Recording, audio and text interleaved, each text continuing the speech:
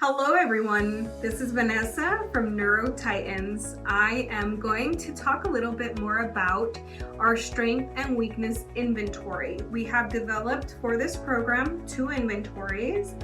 One, evaluating the strengths and weaknesses of an individual athlete. This can be done either by the athlete themselves, or this can be done by somebody that works closely with the athlete and has observed their athletic performance. A good example of this would be a coach or a parent or somebody that the athlete trusts. Very important to keep in mind objectivity, honesty, and constructive feedback as good elements to keep and good principles to practice during this evaluation. Another evaluation we have included in this program is the team strengths and weakness inventory.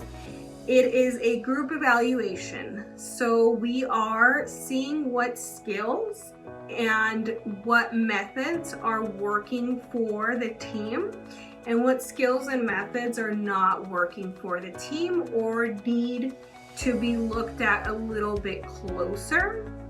It is a great tool to create awareness in your team. If you are a coach or if you are a parent, it is a great tool to be able to provide constructive feedback for your athletes.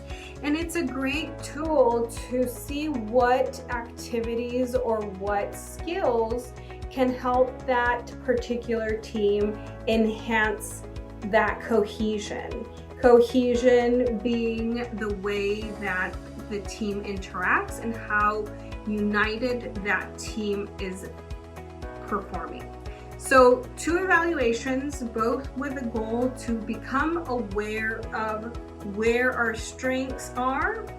Once again, what we have mastered well throughout our training and our knowledge on our sport.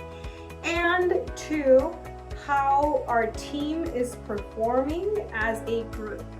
Now, if you're one of those athletes that has a sport where you are the only person that is performing, for instance, a boxer, maybe a tennis player, golf player, any sport where it is only you, what I would like you to do with the group evaluation is to think about the people that work with you to enhance your athletic skills. This can be your coach, this can be a personal trainer, this can be somebody that works with you to enhance your athletic skills, and they are part of your team of professionals that help you become the best athletic version of yourself. So these 2 evaluations can once again help the athlete become aware of what needs to be enhanced and what needs mastery. That is the goal. Another key factor of these 2 evaluations that we can use as a tool is when we are playing a sport, we always have an opposing team or an opponent. It is just as important to know your opponent's weaknesses and strengths. Both of those can really help us make clear decisions as far as what skills still need enhancement, and not to compare ourselves and not to feel less of or more of, but simply to acknowledge that our opponents have certain strengths and weaknesses that are so important to note in order to perform at our best during those games, during those plays, during those practices. So what we will do in the case of evaluating our opponents is simply to be objective, just like we are with ourselves, and to note the strengths and the weaknesses just based off of observation. If you have videos, if you have maybe any kind of material where your opposing team or your opponent has played before. You can use that material to evaluate your opponent team or opponent. So very, very important, once again, is simply to be objective.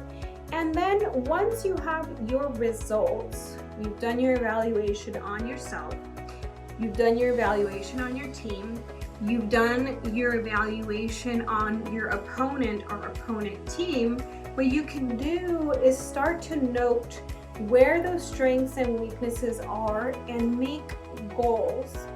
And there is a goal oriented video in this course that will allow you to set very specific goals for yourself. Because once we have those evaluations, it can be more clear what we still need to work on.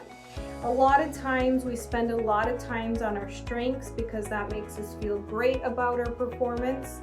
But we are failing to spend time on the things that are more challenging or difficult, or that we don't perform as well, such as our weaknesses. And it is important to target both of those strengths and weaknesses, if not more so. It is important to note those weaknesses and work on the ones that truly matter to enhance our performance.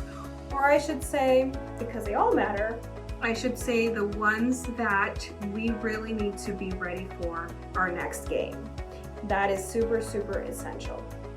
So, to finalize this video, I just want to say thank you for being here. Thank you for being the best you that you can be. And we will talk soon. I'm hoping to get some feedback. If you do, please let me know. Send us an email, communicate with us. It is important that you know that you are supported throughout this athletic journey here with us. And thank you so much for listening.